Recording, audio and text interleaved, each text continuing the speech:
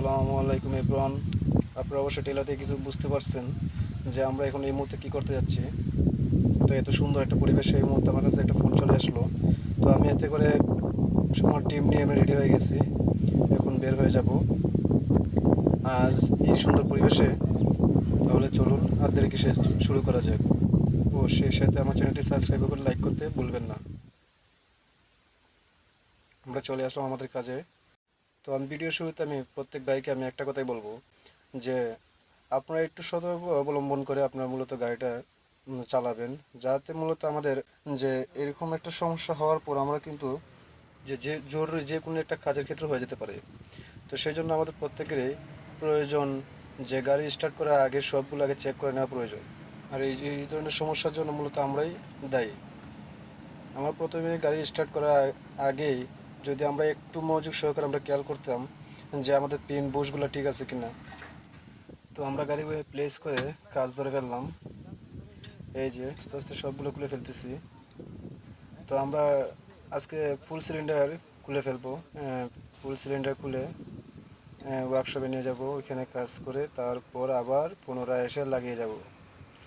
তো মূলত এই সমস্যাটা হচ্ছে এই যে ওই যে প্রতিটা পিনে ক্ষয় হয়ে গেছে, যার জন্য পিন বুশ ক্ষয় হয়ে যাওয়ার কারণে সিলিন্ডার প্রত্যেকটা একটা রিস্কের মধ্যে পড়ে যায়, যার ফলে আমাদের এই সমস্যাগুলো হয়ে থাকে। তো আমরা চেষ্টা করব দ্রুত সময়ে সিলিন্ডারটি খুলে ফেলার।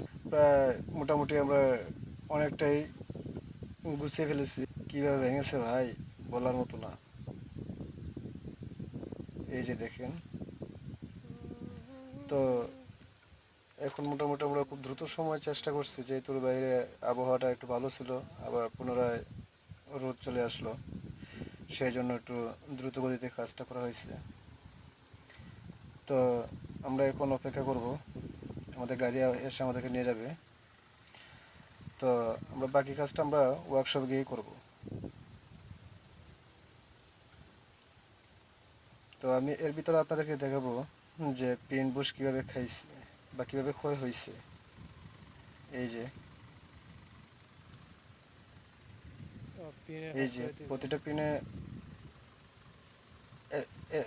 প্রতিটা পিনে এত পরিমাণ যে হয়েছে, যে কখনো আসলে মূলত হয়েছে এটা কি, যে যদি কনস্ট্রাকশনে কাজগুলো একটু এরকমই হয়, যে অনেক সময় দেখা যায় যে অন্যান্য কাজের ক্ষেত্রে অনেক সময় লেট হয়ে যায়, যে কারণে মূলত এইভাবে ওই সমস্যাগুলো আমাদের ফেস করতে হয়। যাই হোক, এখন আমরা চলে গেলাম ওয়ার্কশপে। তো আমরা সিলিন্ডার থেকে বের করে ফেললাম। তো এখন সিলিন্ডার থেকে বের করে আমরা সিলগুলো বের করছি। তো এই যে একটা সিল অলরেডি কেটে গেছে। আর মূলত সিলগুলো কেটে গেলে অনেক সময় দেখা যাচ্ছে যে আমরা লোড নিচ্ছি, কিন্তু লোড নিয়ে কিছুক্ষণ দাঁড়িয়ে থাকলে দেখা যাচ্ছে যে O2 সিলিন্ডারগুলো নিচে নেমে যাচ্ছে। আর এই সিলগুলো এই কেটে যাওয়ার কারণে অনেক সময় দেখা যাচ্ছে যে বাকেটে O2 ডাউন হয়ে যাচ্ছে। তো আমরা আজকে সিলগুলো চেঞ্জ করে দেওয়ার চেষ্টা করব।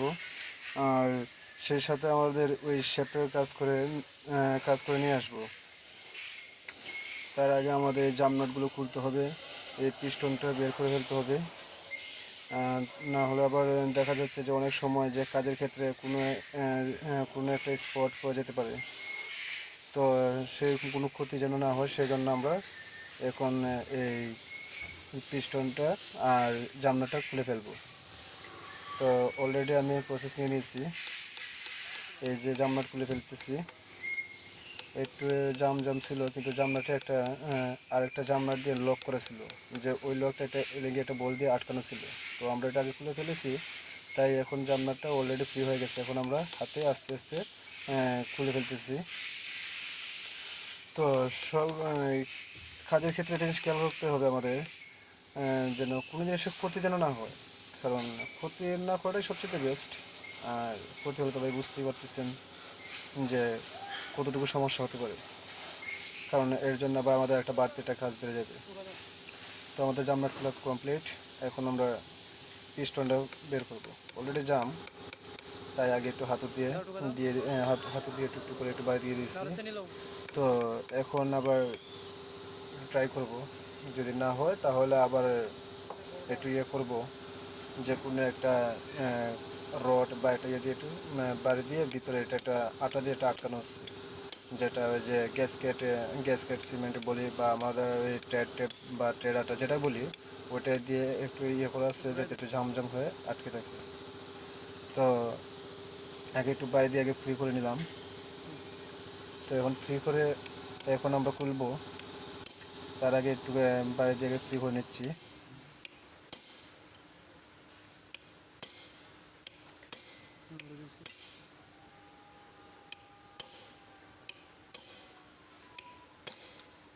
যাক, হয়তো একটু ইয়ে হচ্ছে। তো আমি এখন ইয়ে করবো, ওই ভিডিওটা একটু স্লিপ করবো, কারণ অলরেডি আমার তার ক্যামেরাম্যান নেই, আমারটা আমারই করতে হয়। আর অলরেডি আমরা দুজনে এই কাজটা কমপ্লিট করতেছি, সো আমরা অন্যান্য কাউকে আর ডাকবো না। ওকে, এই যে আমরা খুলে ফেলছি অলরেডি সব কিছু। তো এখন আস্তে আস্তে বাকি সবগুলো মাল আপনাদেরকে একটু পুনরায় রিভিউ দিব। এই যে এই যে উপরে ডাস্ট সিল, ভিতরে আছে মেন সিল আছে, first seal, second seal DOT আছে, তারপর ডাস্ট সিলও আছে। তো আমরা এটা পরে চেঞ্জ করবো অবশ্যই, আগে আগে মালগুলো আপনাদেরকে দেখিয়ে দিই রিভিউ। আর নেক্সট ভিডিওতে আমরা অবশ্যই আপনাদেরকে পুরো পুরো অংশটা দেখানোর চেষ্টা করব। তো আপনারা সেই সাথে আমার চ্যানেলটা সাবস্ক্রাইব করবেন এবং লাইক কমেন্ট বা কারো কোনো সমস্যা থাকলে অবশ্যই আপনারা কমেন্টে আমাকে জানাবেন। আমি সেই সাথে আপনাদের সেই সমস্যাগুলো সমাধান করার চেষ্টা করব ইনশাআল্লাহ।